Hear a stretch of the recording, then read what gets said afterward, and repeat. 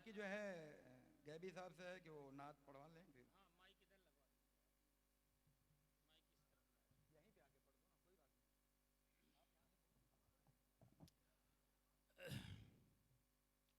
दोस्तों, जैसा कि आप लोगों को मालूम है कि आज का मुशायरा, आज के इस मुशायरे में तमामी शोरा इकराम तशरीफ़ ला चुके हैं और मैं बिला किसी तमहीद की इजाज़त चाहता हूँ अली जनाब इज़्ज़त माब अनवर जलालपुरी साहब से। जी इजाज़त है सर। नाते पाक का एक मतला चंद शायर हाँ भाई ये ना है पहुँचाता हूँ, मुलाहिज़ा फरमाइएगा। गुलामे मुस्तफ़ा संसार में अच्छे से अच्छा है। दोस्तों, जो शेर अच्छा लगे सुबहान अल्लाह अल्हम्दुलिल्लाह की सदाएं एक बार बुलंद करें और मेरा हौसला बढ़े कि गुलामे मुस्तफ़ा संसार में अच्छे से अच्छा है। गुलामे मुस्तफ़ा संसार में अच्छे से अच्छा है। गुलामे मुस्तफ़ा संसार में अच्छे से अच्छा है। बिका जो भी तेरे दरबार में अच्छे से अच्छा है। बिका जो भी तेरे दरबार में अच्छे से अच्छा है। और हजरात शेर पहुंचा रहा हूँ, मुलाहिज़ा फरमाइए कि गुलों के साथ जिनकी पत्तियाँ और खार भी महके। मचल कर कह दीजिए एक बार सुभान अल्लाह। कि गुलों के साथ जिनकी पत्तियाँ और खार भी महके।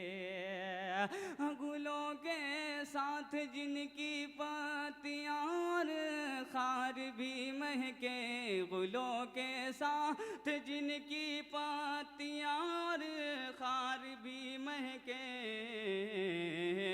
मदीना के वो गुल, मदीना दुनिया के गुलजार में अच्छे से अच्छा है। मदीना दुनिया के गुलजार में अच्छे से अच्छा है।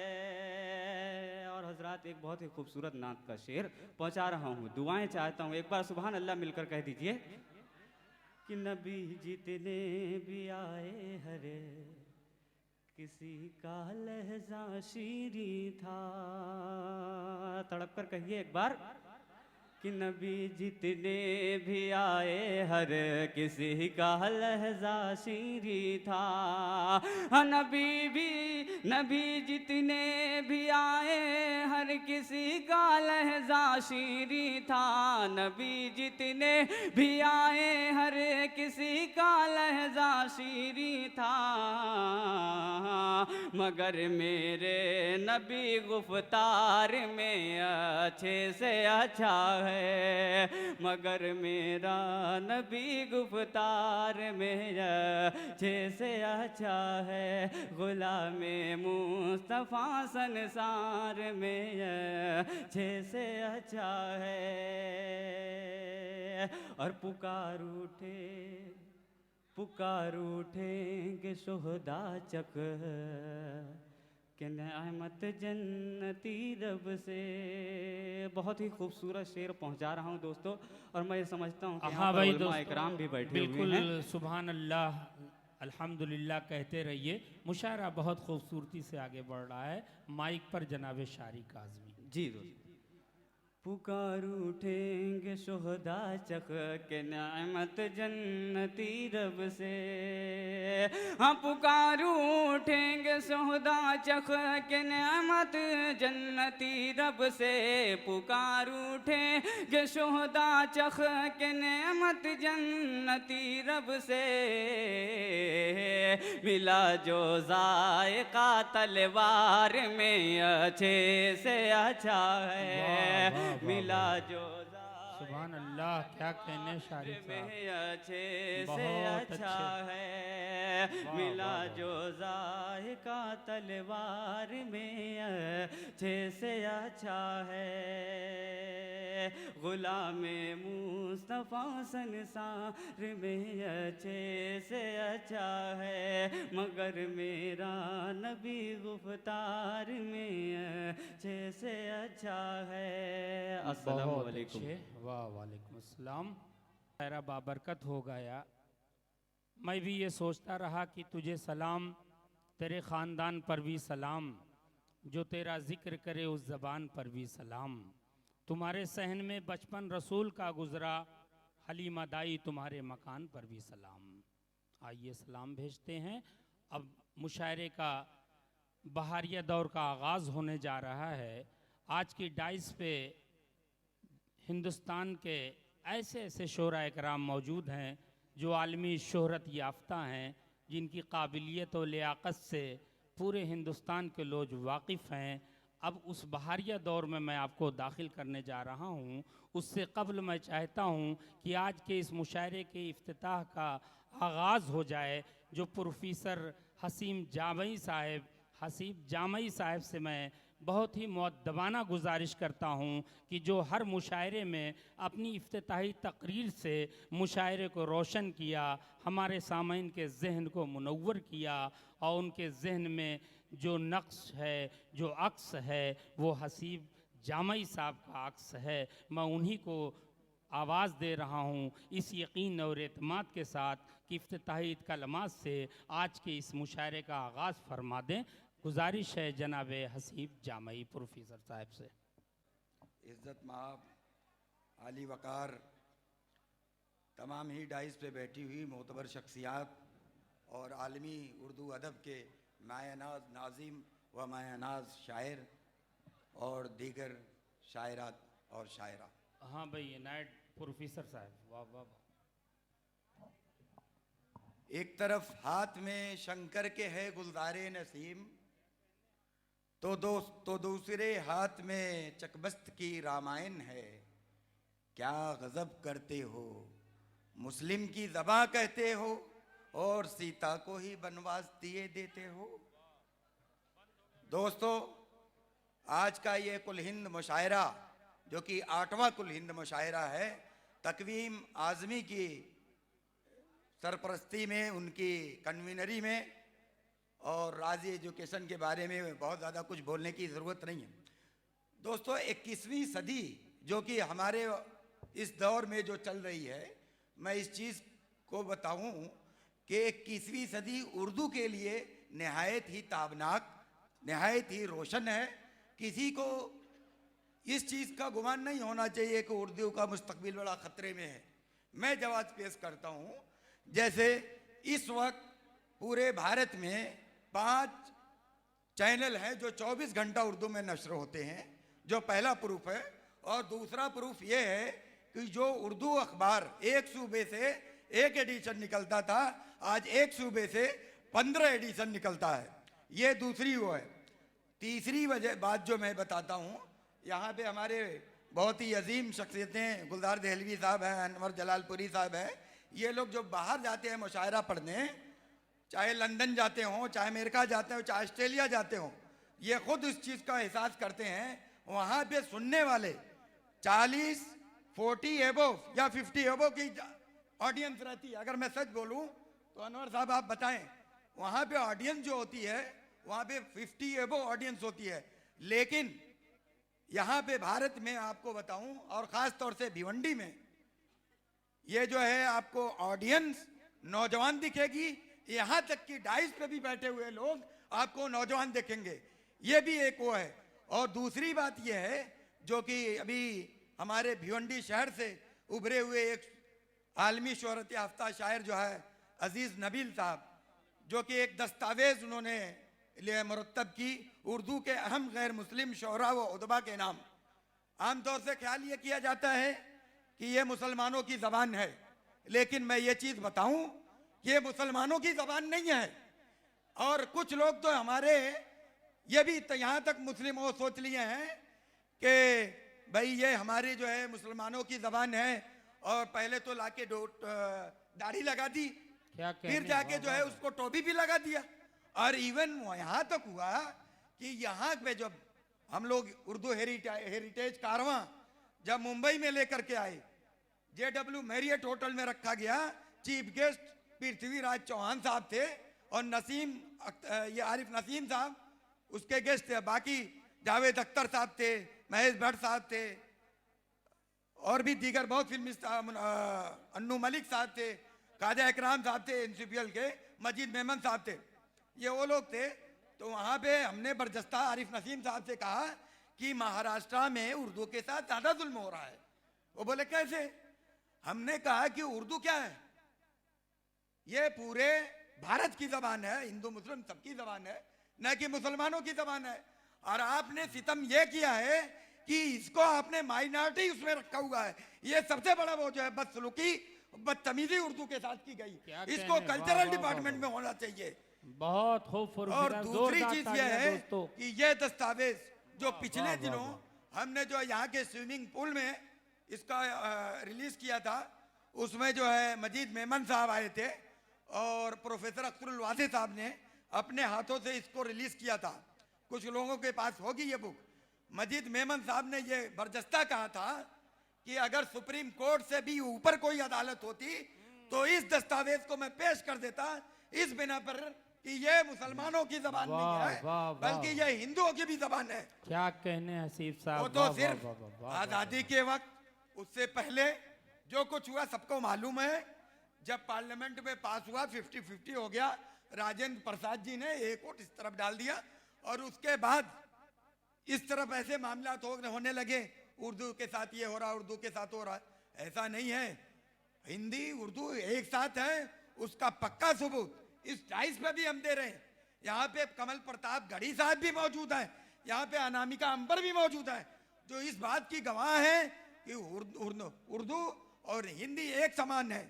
ऐसा नहीं उनके बीच में तफरका पैदा किया। वाह, और जो वाह, मैंने वाह। ये शेर कहा, बहुत। एक तरफ हाथ में शंकर के है गुलदारे नसीम, तो दूसरे हाथ में चकबस्त की रामायण है, क्या गजब करते हो, उर्दू मुस्लिम की ज़बां कहते हो, वाह। और अपनी सीता को ही वनवास दिए देते हो। दूसरी बात, उर्दू में गैर मुस्लिमों का कितना बड़ा कंट्रीब्यूशन है, फिराक गोरखपुरी से लेकर के आपके मुंशी प्रेमचंद जी तक बहुत बड़ा एक है। आज की उस तारीख में भी हैं, बहुत सारे लोग हैं जो लिख पढ़ रहे हैं। और ये मैं एक और बात बताऊं, जितना गैर मुस्लिमों का उर्दू में कंट्रीब्यूशन है, उतना ही मुस्लिमों का हिंदी में भी कंट्रीब्यूशन है। कोई परवेश, कोई जिक्र जो है असगर वजाहत के बगैर नहीं पूरा हो सकता, अब्दुल बिस्मिल के बगैर पूरा नहीं हो सकता, सानी के बगैर पूरा नहीं हो सकता। आज के वाह, दौर वाह, में वाह, बहुत असगर वजाहत के बगैर नहीं। बहुत बहुत शुक्रिया साहब, क्या कहने आपने किया। प्रोफेसर साहब, और वाह, एक वाह, मरतबा वाह, मैं फिर आलमी सहारा का मैं शुक्रिया अदा करूंगा। हमारे आलमी सहारा में शकील अहमद साहब का शुक्रगुजार हूँ, बहुत बहुत शुक्रिया। आली मर्तबतुल मुकाम प्रोफेसर हसीब जामई साहब ने बड़ी इल्मी तकरीर की, हमारे जहन को रोशन किया, हम कुछ मुहज़्ज़ब हुए, आपने भी उन्हें दाद दी, इसके लिए मैं आपका शुक्रिया अदा करता हूँ। अब दोस्तों आइए, मैं बग़ैर किसी तमहीद और बग़ैर किसी ताख़ीर के आपको बहारिया दौर में लाने के लिए उस शख्सियत को आवाज़ देने जा रहा हूँ जो मेरे उस्ताद मोहतरम है। एक ज़माने से उनका मेरा घरेलू ताल्लुक़ात है, जिनके कदमों में बैठकर मैं कुछ बोलना सीखा, जिनके गुफ्तगू का सदका मैंने अपने ज़हन और दिल में उतारा। उस शख्सियत के हुजूर मैं आपको लिए चलता हूँ जो अल्फाजों का बानी है, अल्फाजों का जादूगर है, अल्फाजों का गढ़ने का सलीका हुनर जानता है। ये नाम है आली जनाब डॉक्टर अनवर जलाल पूरी साहब का। पुरजोर तालियों के इस्तकबाल कीजिए और फिर देखिए यहाँ से मुशायरा अपनी बुलंदी की तरफ गामजन है। आइए हुजूर वाला, इस्तकबाल है आपका।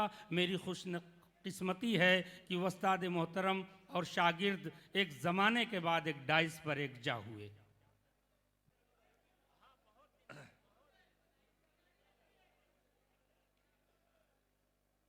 बरादरम अब्दुल हसीब जामई साहब, गैर हाजिर सदर मोहतरम जनाब अबू आसिम आज़मी साहब, चीफ गेस्ट शुएब खान गुड्डू साहब, शाहिद बिस्मही, सरपरस्त फैज़ भाई, रिजवान भाई, तकवीम आज़मी भुट्टू साहब, इबाद नोमानी साहब, इरफान अंसारी साहब, सैयद अली अशरफ साहब, तारिक फारूकी साहब, मेरे दोस्तों और साथियों, भिवंडी से मेरा रिश्ता मुशायरों के हवाले से तकरीबन 40 बरस पुराना है। मुझे याद पड़ता है मैं पहली मर्तबा यहाँ सन 77 में आया था और तब से आज तक कई दहाइयाँ गुज़र गईं। न जाने कितने जवान बूढ़े हो गए, न जाने कितने बूढ़े अल्लाह को प्यारे हो गए, न जाने कितने बच्चे जवान हो गए, लेकिन आपके चेहरों पर वही इल्मी रौनक आज भी सलामत है जो 40 बरस पहले मैंने देखा था। इधर कई बरसों से मेरा भिवंडी आना नहीं हुआ, इसलिए मैं चाहता हूँ कि आपकी खिदमत में एक शेर से अपनी गुफ्तगू शुरू करूँ कि भिवंडी वालों, बहुत दिन से तुम्हें देखा नहीं था। वाह। बहुत दिन से तुम्हें देखा नहीं था, ये आँखों के लिए अच्छा नहीं था। वाह वाह वाह। मेरे दोस्तों साथियों, देखिए, जिस तरह से पेट की एक भूख होती है, उसी तरह आँखों की भी एक भूख होती है, कानों की भी एक प्यास होती है। आँखें चाहती हैं कि कुछ अच्छे बारौनक चेहरे, कुछ इल्मी शख्सियतों के चेहरे देखने को मिलें ताकि आँखों की भूख पूरी हो जाए।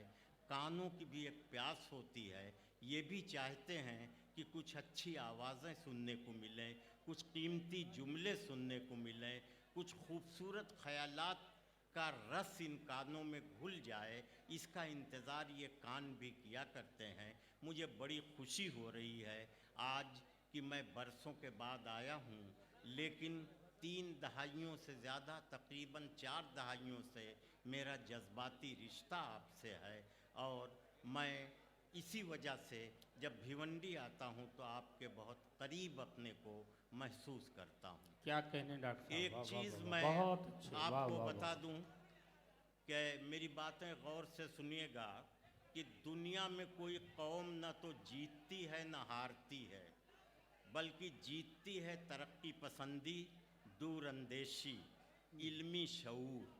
हार जाता है अंधविश्वास, तंग नज़री, जहालत, ये हार जाया करती है।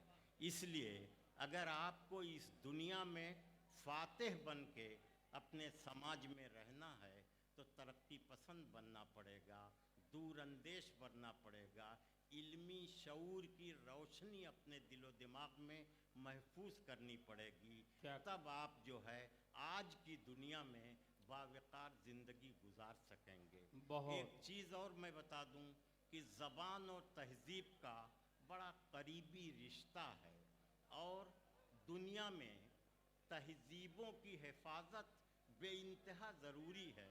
इस वक्त पूरे यूरोप की जो परेशानी है वो ये परेशानी है कि हमारी कौम चाहे अमेरिका में हो, कनाडा में हो, ऑस्ट्रेलिया में हो, वो अपनी पूरी तहज़ीबी पहचान के साथ ज़िंदा है, जबकि सारे लोगों ने अपनी पहचान को खलत मलत कर दिया है, गडमट कर दिया है। मगर आज भी हमारी ज़बान की वजह से, हमारी अज़ानों की वजह से, हमारी मस्जिदों की वजह से, हमारी ईद और बकरीद की वजह से, हमारे लिबास की वजह से हमारी पहचान पूरी दुनिया में, चाहे यूरोप हो चाहे अमेरिका हो, हमारी पहचान बाकी है।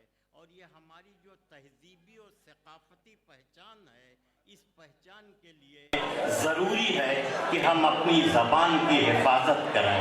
अगर हम अपनी ज़बान की हिफाजत करते रहें तो हमारी तहज़ीब बची रहेगी, हमारी तहज़ीब बची रहेगी तो हमारी पहचान और हमारी शनाख्त बची रहेगी। और अगर हमारी शनाख्त बची रहेगी तो आलमी मंजरनामे में हमारी अहमियत बाकी और सलामत रहेगी। उर्दू के सिलसिले में अभी अब्दुल हसीब जामई ने बहुत अच्छी बातें कहीं, ये बताया कि जब से कुछ लोगों ने उर्दू को मुसलमान बनाने की कोशिश कर दी, तब से उर्दू के जिस्म पर बड़े ज़ख्म लग गए। हम ये चाहते हैं कि उर्दू को मुसलमान न बनाइए, उर्दू को हिंदुस्तान बना दीजिए, ताकि जब हिंदुस्तान का चेहरा देखना हो तो उर्दू के आईने में हिंदुस्तान का चेहरा आप देखिए। ऐसी इस ज़बान को बनाइए। मुझे खुशी है कि आपने कमल प्रताप गढ़ी को भी बुलाया है, अनामिका जी को बुलाया है। इस तरह से तहजीबें जब मिलेंगी तो मोहब्बतें बढ़ेंगी।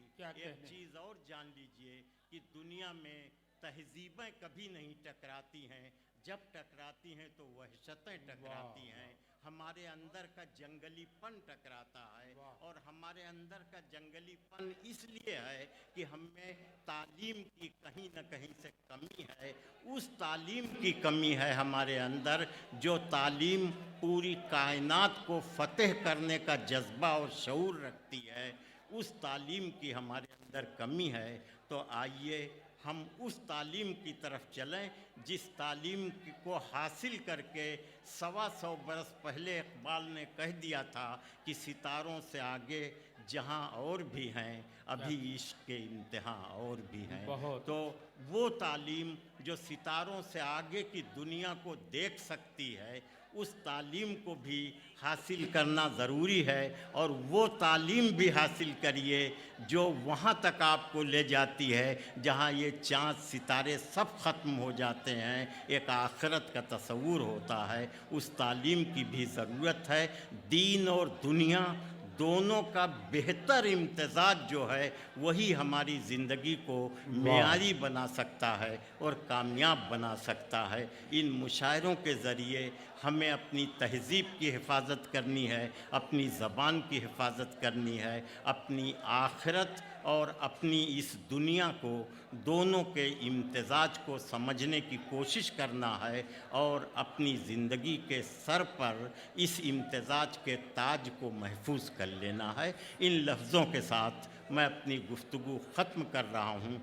खुदा करे ये मुशायरा कोई न कोई पैगाम दे, और वो पैगाम आप ले कर के अपने जहनों में यहाँ से निकलें।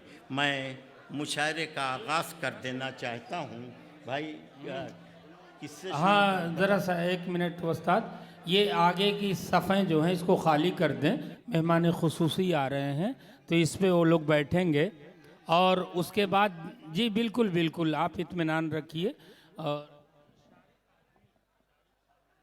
हाँ, अभी जिस बच्चे ने नात पेश की थी, बहुत ही सलीक़े से, बहुत ही एतमाद के साथ शारी काज़मी, उसी से मैं गुजारिश कर रहा हूँ कि गज़ल के इस दौर का आगाज़ भी, इफ्तिताह भी उसी की गज़ल से हो जाए। आइए शारी काज़मी साहब, माइक आपका इंतज़ार कर रहा है। जी दोस्तों, माइक पर जनाब शारी काज़मी।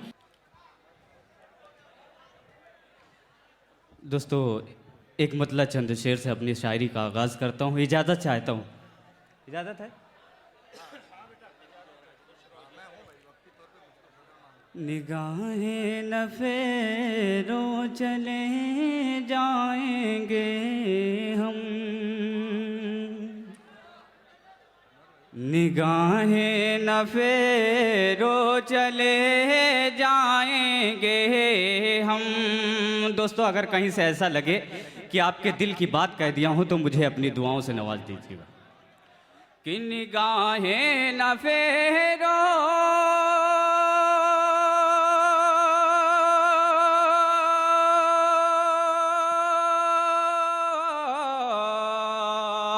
निगाहें न फेरो चले जाएंगे हम, निगाहें न फेरो चले जाएंगे हम।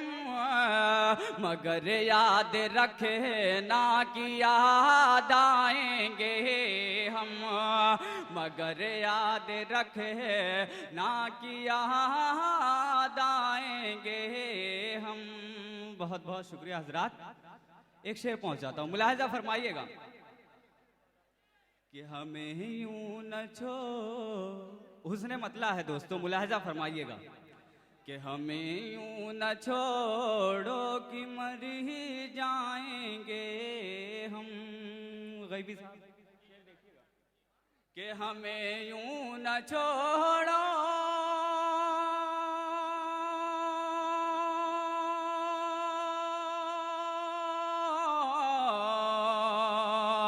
हमें यूं न छोड़ो कि मर जाएंगे हम। हमें यूं न छोड़ो कि मर जाएंगे हम। जुदाई का सदमा न सहे पाएंगे हम। जुदाई का सदमा न सहे पाएंगे हम। और दोस्तों,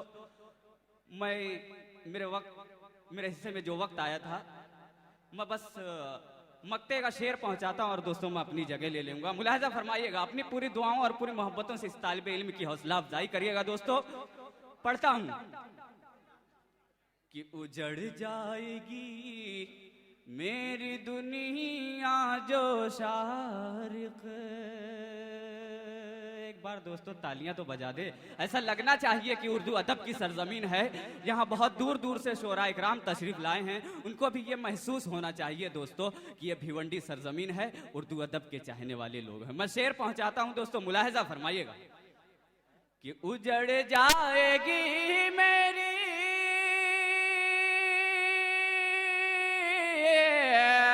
उजड़ जाएगी मेरी दुनिया जो शारिक, मगर तेरी दुनिया बसा जाएंगे हम।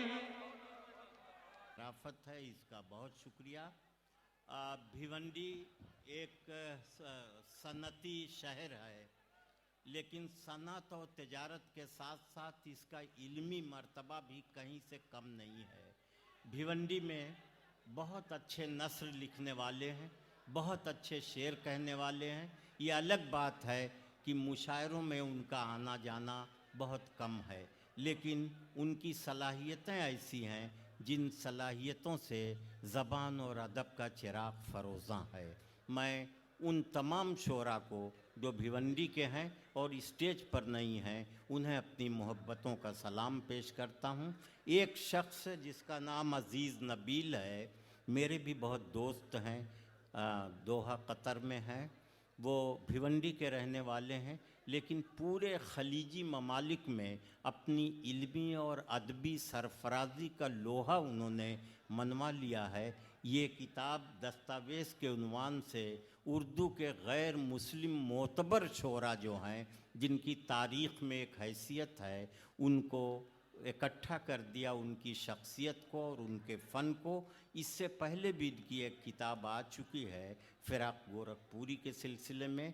गुज़िश्ता बरस DCM के मुशायरे में मेरी दिलचस्पियों से वो तशरीफ़ लाए थे और इस साल भी उन्हें बुलाया गया। इसका मतलब ये है कि गुज़िश्ता साल वो आ कर के दिल्ली के लोगों पर इतना असर डाला था अपने भिवंडी होने का और कतर का होने का, कि इस साल उन्हें दोबारा बुलाया गया। कल इंशाअल्लाह वो दिल्ली में मुझसे उनकी मुलाकात होगी, लेकिन वो आपके शहर के हैं, इसलिए मैं आपको मुबारकबाद दे रहा हूँ। और खलीजी मुल्कों में बड़ा काम कर रहे हैं, भिवंडी का नाम रोशन कर रहे हैं। हसीब भाई ने अभी उनका बड़ा ज़िक्र किया था, मैं उनका शुक्रिया अदा करता हूँ कि अब्दुल हसीब जामई को मुबारकबाद दे रहा हूँ कि अपने वतन की सलाहियतों की हौसला अफजाई करना वो अपना शेवा समझते हैं, इसके लिए उन्हें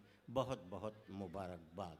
और अब आइए, एक बात मैं इस सिलसिले में अर्ज़ करता हूँ कि न तेरा है न मेरा है, ये हिंदुस्तान सबका है। न तेरा है न मेरा है, ये हिंदुस्तान सबका है। नहीं समझी गई ये बात तो नुकसान सबका है। नहीं समझी गई ये बात तो नुकसान सबका है। जो इसमें मिल गई नदियाँ वो दिखलाई नहीं देती महासागर बनाने में, मगर एहसान सबका है। एक ऐसा समुंदर हिंदुस्तान जिसमें जितनी नदियाँ मिली वो नदियाँ दिखाई तो नहीं पड़ रही हैं, लेकिन हिंदुस्तान की शक्ल का जो महासागर है, उस महासागर की तश्कील में सबका एहसान है, सभी कौमों का एहसान है जो यहाँ आए और यहीं की मिट्टी में वो दफन हुए। बहुत शुक्रिया, आप उर्दू के नाम पर ये जो बज़्म सजाए हैं इसका बहुत शुक्रिया। ये गैबी जौनपुरी साहब ने कुछ दिनों से भिवंडी को अपना वतन बना लिया है। मेरे बड़े अजीज़ हैं, वो मेरे पड़ोसी भी हैं। न जाने क्यों मुझे वो उस्ताद कहते हैं, ये उनकी शराफत है, वरना इतने शरीफ लोग आज के ज़माने में नहीं मिलते। हमारा तो तजर्बा ये है कि ऐसे शोरा भी हमें मिलते हैं जो हम ही से गज़ल लिखा करके जाते हैं और माइक पर खड़े होकर कहते हैं कि अनवर साहब शेर सुनिएगा, शायद कोई नई बात कही हो। तो लेकिन अब देखना पड़ता है इस इतनी उम्र में, जो 40-45 साल की मुशायरों की उम्र में है, इसमें क्या क्या देखा जाएगा ये हम कुछ अभी खुद भी नहीं बता सकते। आइए, गैबी साहब का यहाँ के माहौल का तजर्बा है, उन्होंने कौन है? हाँ भाई, मुनव्वर राना साहब तशरीफ़ ले आए हैं। आइए, आपका इंतज़ार हो रहा है।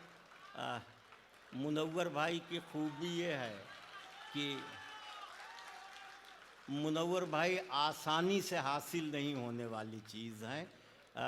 ये अगर किसी को मिल जाए तो उसे अपनी खुशकिस्मती पर नाज करना चाहिए। इतने मसरूफ़ मुनव्वर भाई हैं मुशायरों में। लेकिन एक चीज़ बता दूं कि बहुत से लोग ऐसे मिलेंगे जो रोज़ ये गिनाएंगे कि कल वहाँ जाना है, परसों वहाँ जाना है, नरसों वहाँ जाना है। लेकिन मुनव्वर भाई की एक ख़ास बात यह है कि जितने मुशायरे महीने में वो पढ़ते हैं, उतनी ही गज़लें महीने में वो कहते हैं, उतने ही मज़ामीन महीने में वो लिखते हैं। तो इल्मी एतबार से भी वो अपनी बरतरी की हिफाजत किए हुए हैं और मुशायरों की मकबूलियत तो इस वक्त पूरी दुनिया में उनसे ज़्यादा किसी की नहीं है। वो अगर आपको मिल गए हैं तो आपको अपने ऊपर रश्क करना चाहिए। मैं मुनव्वर भाई का इस्तकबाल करता हूँ। वो मेरे पड़ोसी भी हैं, मेरे दोस्त भी हैं, मेरे छोटे भाई भी हैं, मेरे मोहतरम भी हैं, इतनी खूबियों के मालिक हैं कि मेरा एक शेर है जो मुनव्वर के लिए शायद सबसे सही हो कि कुछ वस्फ़ तो होता है दिमागों में दिलों में, कुछ वस्फ़ तो होता है दिमागों में दिलों में, यूं ही कोई सुकरात और सिकंदर नहीं होता। तो कुछ तो होता है, वरना सुकरात और सिकंदर होना आसान बात नहीं है। बहरहाल मुनव्वर भाई का मैं इस्तकबाल कर रहा हूँ। गैबी साहब का एक आध मशवरा तो मान लूँगा, इसलिए कि मुझे उस्ताद कहते हैं। उन्होंने मुझे मशवरा दिया है कि इस वक्त कमल प्रतापगढ़ी को मैं आवाज़ दूं कि वो तशरीफ़ लाएं। वो हिंदी मंचों के बहुत ज़बरदस्त हास्य और व्यंग के कवि हैं, तंज़ व मज़ाह के शायर हैं। मुसाफिर ने शराबी से ये पूछा, नई दिल्ली यही है मैं जहाँ हूँ। मुसाफिर ने शराबी से ये पूछा, नई दिल्ली यही है मैं जहाँ हूँ। वो बोला, मैं बताऊँगा मगर तुम मुझे पहले बताओ मैं कहाँ हूँ। ये है हमारी मज़ाहिया शायरी का लहजा जो आप मुलाहज़ा फरमाएंगे जनाब कमल प्रतापगढ़ी से। इस वक्त हमारे भाई शब्बीर मज़ाहिरी आ गए हैं, इनकी बेपनाह करम फरमाइयाँ मेरे साथ हैं, जिसके लिए मैं अगर 10, 20, 50 सफ़हात लिखूं तब भी कम पड़ जाएंगे। बहरहाल इस वक्त शायद महाराष्ट्र माइनॉरिटी सेल के वो सदर बनाए गए हैं, इसकी भी मुबारकबाद। आसिम भाई का इंतज़ार है, वो आ जाएं तो फिर मुशायरा जम जाए। हाँ भाई, कमल साहब। शुक्रिया, शुक्रिया चाचा, आपने मुझे उठाया, अल्लाह आपको उठाए। हाँ, नहीं, मेरा मतलब आपका नाम ऊंचा उठाए वो नहीं था जो आपने समझा। वैसे ये मेरा समय तो नहीं था, भरी जवानी में मुझे उठा लिया गया, लेकिन अब उठा लिया गया तो मैं कुछ करने की कोशिश करता हूँ। और एक आपसे गुजारिश है कि ज़ोरदार तालियों से मुझे रिचार्ज करें। असल में आपकी तालियां हमारे लिए एनर्जी बूस्टर का काम करती हैं। मैं प्रतापगढ़ से हूँ। यहाँ भी तमाम मेरे दोस्त यूपी से होंगे, मुझे ये बात पता है। और असल में जिस कॉलेज में मैं पढ़ता था, मैं तो हिंदी के मंचों का, हाँ भैया फ़ोटो खींच लीजिए, बढ़िया है। असल में फ़ोटो खिंच जाती है इसको, लेकिन पेपर में मत छापिएगा। फ़ोटो जब पेपर में छप जाती है तब मामला गड़बड़ हो जाता है। होता क्या है, पेपर जो है वो रद्दी के भाव बिक जाता है, फिर उसका लिफाफा बन जाता है, लिफाफा हलवाई के यहाँ जाता है, हलवाई उसमें जलेबी तौल के लोगों को दे देता है, लोग जलेबी खा के फेंक देते हैं, फिर कुत्ते आते हैं और मेरा मुंह चाटते हैं, तो मुझे अच्छा नहीं लगता। इसलिए पेपर में मत छापिएगा। तो असल में मैं प्रतापगढ़ से हूँ भैया। तो एक बार हमारे स्कूल में कंपटीशन हुआ कि अंदर आने के लिए जो लड़का सबसे कम शब्दों का इस्तेमाल करेगा उसे एक इनाम दिया जाएगा। एक लड़के ने कहा, मे आई कम इन सर। उसका सेंटेंस बहुत लंबा और अंग्रेजी में, उसे कोई इनाम नहीं मिला। एक लड़का प्रतापगढ़ का था, उसने कहा, जनाब क्या मैं अंदर आ सकता हूँ? उसका भी वाक्य बड़ा लंबा, कोई इनाम नहीं मिला। एक लड़का आजमगढ़ का था, उसने बहुत कम शब्दों का इस्तेमाल किया अंदर आने के लिए, उसने कहा, आई का।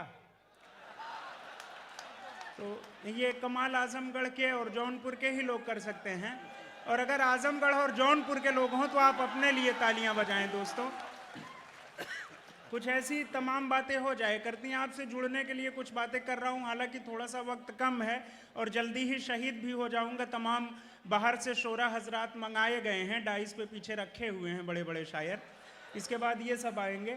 मैं आपसे जुड़ने के लिए लेकिन कुछ दो चार बातें करता हूँ कि मैंने अपनी बीवी से कहा, तुम मेरी जिंदगी का आईना हो। हाँ, आपके कोर्स की बात हो रही है, तमाम शादीशुदा लोग हैं। मैंने अपनी बीवी से कहा, तुम मेरी जिंदगी का आईना हो, खूबसूरती में हूबहू राजकुमारी डायना हो। उसने हंस कर कहा, जाने दो जी क्यों बोर करते हो, अगर मैं डायना हूं तो आप भी डायनासोर लगते हो। तो इस तरह की बातें हो जाती हैं। और तकवीम आज़मी भुट्टू भाई ने बहुत अच्छी ये महफिल सजाई है, हिंदी और उर्दू दोनों के लोगों को समेटा है। मुझे किसी का शेर याद आता है कि राम सिंह शेर खान कहते हैं, दो जिस्म एक जान कहते हैं, ये जो मिलजुल कर बैठे हैं हम सब यहाँ पर, इसी को हिंदुस्तान कहते हैं। वास्तव में हिंदी ना तो हिंदुओं की ज़बान है, उर्दू ना तो मुसलमानों की ज़बान है। हिंदी और उर्दू दोनों बहनें हैं और ये हिंदुस्तानी ज़बान है। दोस्तों, मैं चाहता हूँ एक तालियाँ भुट्टू भाई के लिए, हसीब जामाई भाई के लिए, इबाद नुमानी भाई, बहुत अच्छी महफिल सजाई है। और मैं फिर से आपसे जुड़ने की कोशिश करता हूँ। असल में हम लोगों के यहाँ एक बड़ा चलन होता है, करवा चौथ का व्रत रखती हैं हम लोगों की जो पत्नियाँ होती हैं। मतलब ज़िंदगी भर तो ऐसा काम करेंगी कि जीने नहीं देंगी, और मरने की इच्छा होगी तो करवा चौथ का व्रत रख के मरने भी नहीं देती हैं।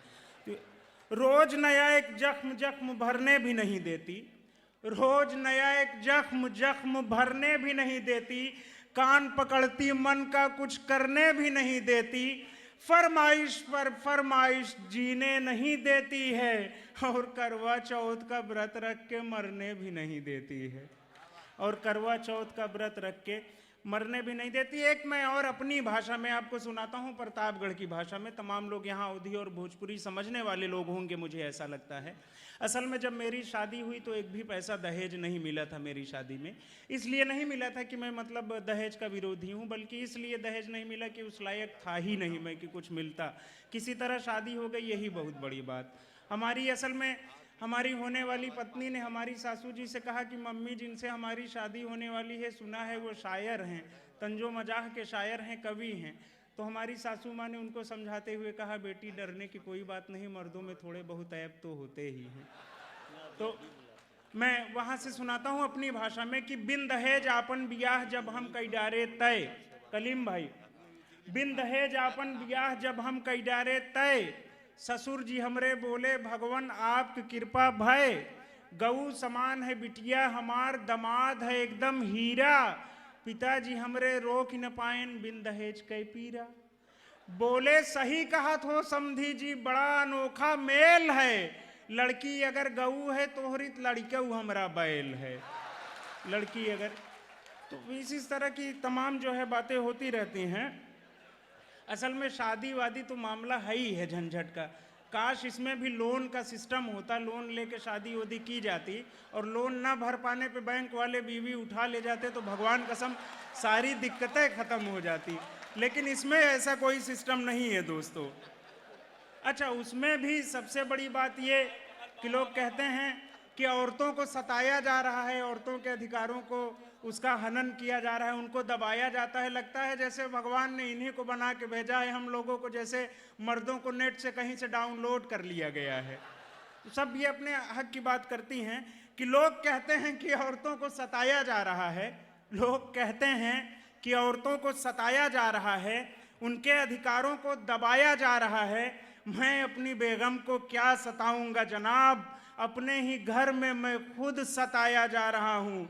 वो अंग्रेजी की क्लास में एक बार जरा सा हाथ दबाया था, आज 6 साल से पैर दबाए जा रहा हूँ। तो ये यहाँ पे थोड़ा सा दिक्कत हो जाती है। असल में रेहान भदोवी भाई बैठे हुए हैं, रेहान हाशमी मेरे बहुत अच्छे दोस्त हैं। पिछली बार नागपाड़ा का मुशायरा था, हम और रेहान भाई लौट रहे थे तो हम एक ही इन्हीं की सीट कंफर्म थी, हमने कहा वेटिंग निकाल के हम आपके साथ चलते हैं। ऊपर हम लोग बैठे हुए थे एक ही सीट पे, नीचे 2 बड़ी सुंदर लड़कियां बैठी हुई थी। मैं आपके मतलब की बात हो रही है। तो उसमें से दोनों लड़कियां आपस में बात कर रही थी कि तुम्हारी शादी हो गई है। उसने कहा नहीं। उसने चॉइस पूछा कैसे लड़के से शादी करोगी। उसने कहा मैं तो उसी से शादी करूंगी जो करोड़पति हो। उन्होंने कहा अगर करोड़पति ना मिले तो। उसने कहा 50-50 लाख के अगर 2 मिल जाएंगे तब भी काम बन जाएगा। उसने कहा अगर वो भी ना मिले तो। उसने कहा 25-25 लाख के 4 मिल जाएंगे तब भी काम चल जाएगा। उसने कहा अगर वो भी ना हो तो। उसने कहा 10-10 लाख के 10। ऊपर से रेहान भाई कहे मैं सोने जा रहा हूं, जब मामला 100 रुपए तक पहुंच जाए तो मुझे भी जगा देना। तो ऐसी तमाम, असल में ये भाभी जी के हर काम में कमी निकालते रहते हैं। दाल में कहते हैं नमक ज्यादा है, सब्जी जल गई है। अंडा तल के लाएंगी भाभी तो ये कहेंगे उबाल के लाना था, उबाल के लाएंगी तो ये कहेंगे तल के लाना था। भुट्टू भाई आ गए हैं और मैं आपका इस्तकबाल करता हूं। बहुत अच्छी महफिल सजाइए, एक तालियां भुट्टू भाई के लिए आप लोग बजाएं। असल में थोड़ा सा चापलूसी इसलिए कर दे रहा हूं कि पेमेंट वाला मामला वहीं पे फंसा हुआ है, इसलिए ये भी जरूरी है। तो भाभी जी अगर अंडा तल के लाएंगी तो ये कहेंगे उबाल के लाना था, उबाल के लाएंगी तो ये कहेंगे तल के लाना था।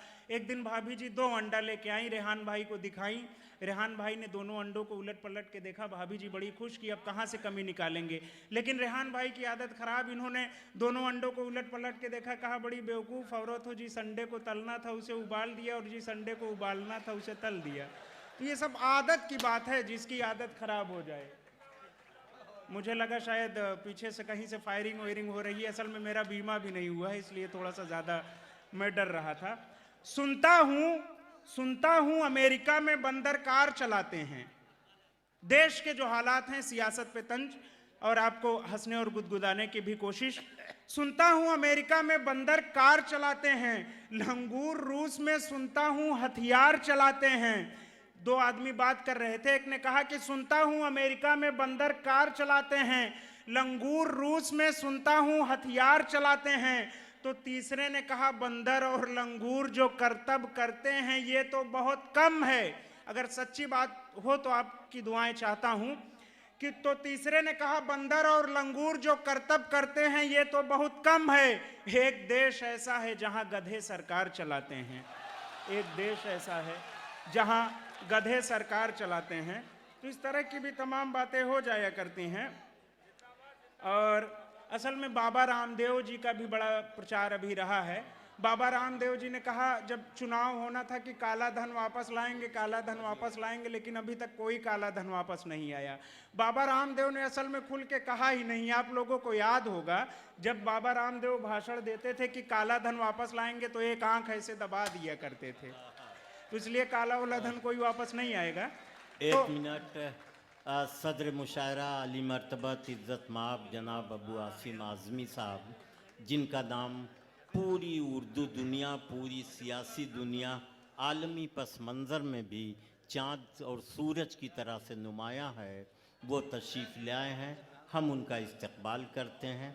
वो हमारी तहज़ीब के भी सरपरस्त हैं, हमारी ज़बान के भी सरपरस्त हैं, हमारी सियासी ज़िंदगी के भी सरपरस्त हैं। हम बहुत बहुत इस्तकबाल मोहतरम अबू आसिम आज़मी का कर रहे हैं।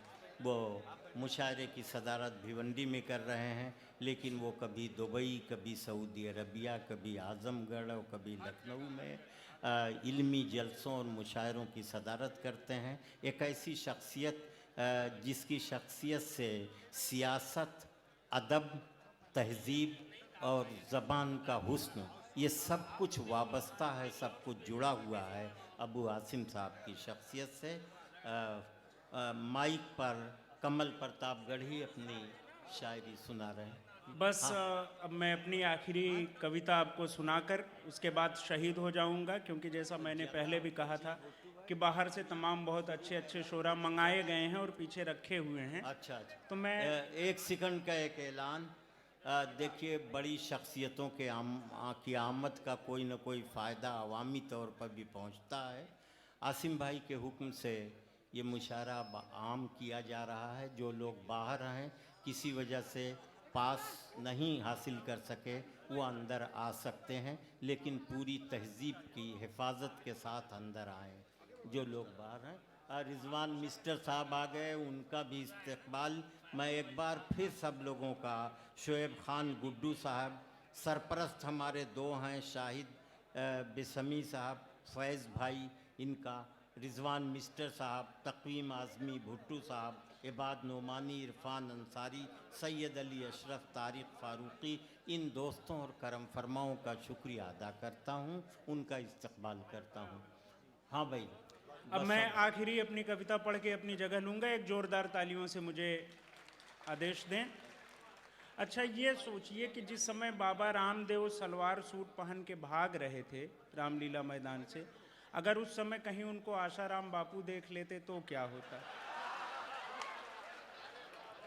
अगर रामलीला मैदान से सलवार सूट में भागते हुए रामदेव को आशाराम मिल जाते और उनके दिल में मोहब्बत के फूल खिल जाते, या गलती से आशाराम थोड़ा कंफ्यूज हो जाते, तो भगवान कसम बाबा रामदेव के सारे बल्ब फ्यूज हो जाते। बाबा रामदेव के सारे बल्ब फ्यूज हो जाते। के बाद मेरी फिर से पैदाइश हुई है। असल में मैं बात कर रहा था रेहान भाई की, शहजादा कलीम भाई की। बहुत अच्छे और बहुत, भगवान कसम बहुत अच्छे लोग ये हैं, सब हैं, बहुत ही अच्छी शख्सियत बैठी हैं। एक बार मैं गया कलीम भाई के यहाँ, तो वो अपना दरवाज़ा उखाड़ लिए थे। घर का ताला लगा हुआ था, ताला लगा हुआ ही दरवाज़ा उखाड़े थे और उसको लाद के कहीं ले जा रहे थे सिर पे। मैंने कहा, कलीम भाई आपने अपने घर का दरवाज़ा क्यों उखाड़ लिया? उन्होंने कहा, कमल भाई इस दरवाजे की, इसमें जो ताला लगा हुआ है उसकी चाबी कहीं खो गई।